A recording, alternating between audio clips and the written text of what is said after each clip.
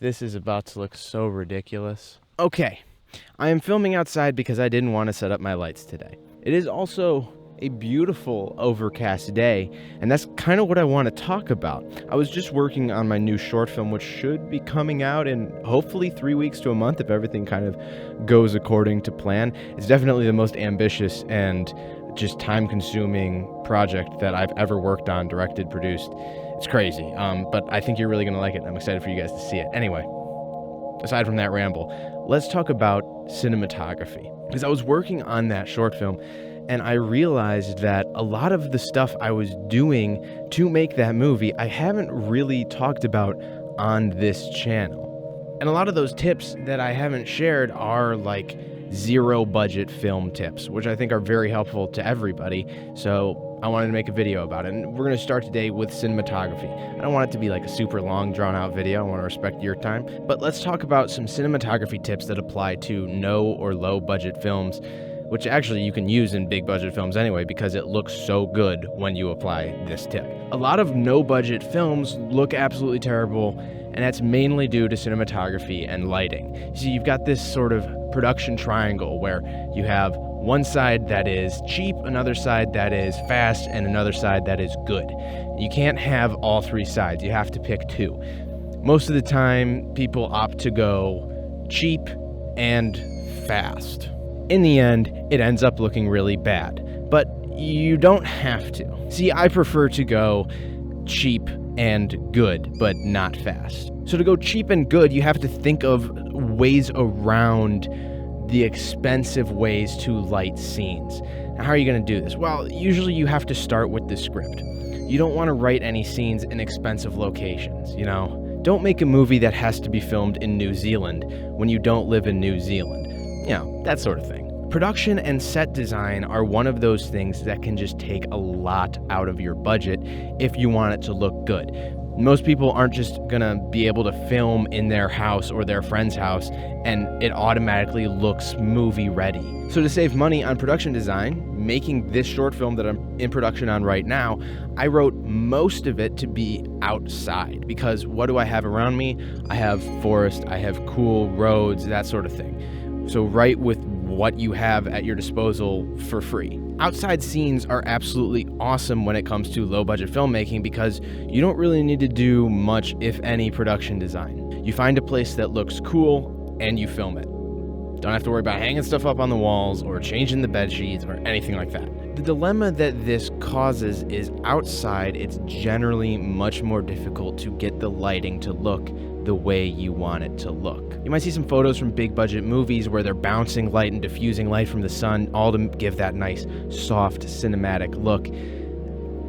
But you don't have the budget to do that. So what can you do? Well, you can do what I'm doing for my movie, and you wait not for golden hour, not for blue hour. I mean, you could if you want to, but for normal everyday scenes, for something that's going to cut really well in edit, what you want to do is wait for a cloudy day. It seems kind of counterintuitive, right? Because we don't think that cloudy days are the most beautiful days. And if you want something beautiful on the screen, you want to shoot during a beautiful day. But beautiful on screen and in the camera lens doesn't always equate to beautiful in our eye. I've been on a good amount of movie sets where standing where I am, whether it's acting or crew, the scene doesn't look good unless you look at the actual monitor, right? It just seems like flat lighting, nothing's really popping out. Then you look at the monitor and it looks beautiful.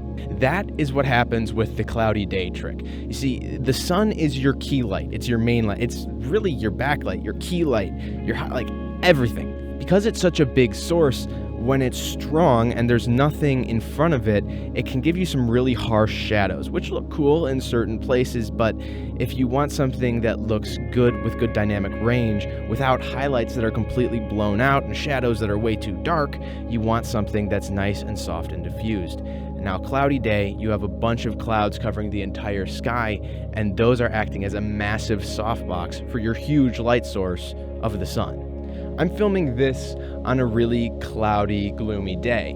Doesn't look so great in person, but on screen it looks really good because what do I have? I have some nice overhead light coming down, it's nice and soft, A little bit of shadows here and there underneath, but nothing that is super harsh in either the highlights or the shadows. This scene looks good because effectively I just have a massive softbox over this entire set. Honestly, it almost feels like cheating. I was on a set for a movie that was, the budget was $140 million.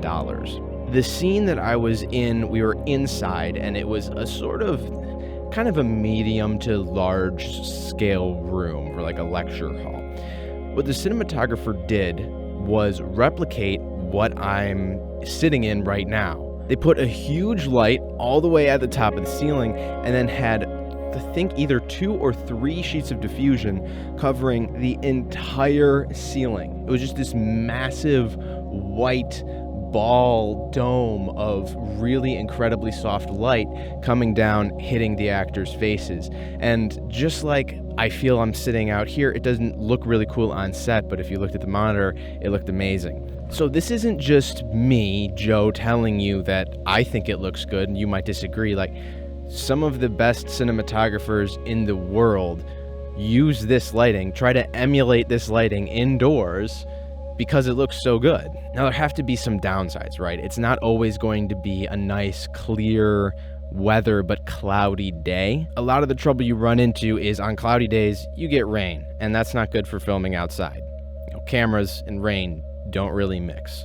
Here in Ohio in summer, we're getting a decent spattering of cloudy days, like sort of overcast days here and there. Maybe we get like 2 or 3 every week at the most, which is why it's taken me a little while to make this short film, because I have to wait for those days. And yeah, that can be really difficult, especially if you're trying to coordinate other crew, cast members, that sort of stuff. You don't always know that it's going to be an overcast day until maybe 1 to 2 days out, and then you can actually hit go on scheduling everybody and getting them to set and having your shot lit, all that sort of stuff. So it's challenging, but that's the production pyramid. You can't have it fast, cheap, and really good. So you have to opt to get rid of one of those. So that's my cinematography tip for today. Film outside, because you don't need to do production design and you don't need to do a bunch of lighting. All you have to do is wait for good lighting, whether that's golden hour, blue hour, or a cloudy, overcast day, and you're good to go. I hope that you found this video useful. If you learned something today, let me know below, because I like to know that I'm teaching people. That's pretty cool. Also, leave a like and subscribe to the channel if you're looking forward to seeing this new short film that I've got coming out in about a month. If you ring the bell, you're not going to miss it. YouTube will notify you when I drop it, and you can see whether I actually have decent enough cinematography chops to back up this video. I really appreciate you guys being here. I can't wait to see you in the next one. Don't forget that you're an awesome human being. See you later. Peace.